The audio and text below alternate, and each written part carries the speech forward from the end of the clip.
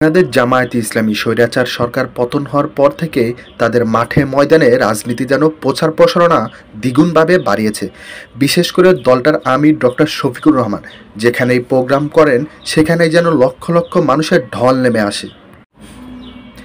আগামী ত্রয়োদশ জাতীয় সংসদ নির্বাচনকে কেন্দ্র করে ইতিমধ্যেই জামায়াতে ইসলামী ৩০০ আসনেই প্রার্থী ঘোষণা করেছে। জামায়াতে ইসলামী এবারই প্রথম একাকী নির্বাচন করবে। জনসাধারণ মানুষও জামায়াতে ইসলামীকে চাচ্ছে, তারা নতুন করে একজন সরকারকে দেখতে চায়। তবে জামায়াতে ইসলামীর এই সাফল্যের রহস্যে রয়েছে অন্য এক গল্প। দলটার আমির যে বর্তমানে রয়েছে ডক্টর শফিকুর রহমান, খুবই নম্র ভদ্র একজন নমনীয় মানুষ।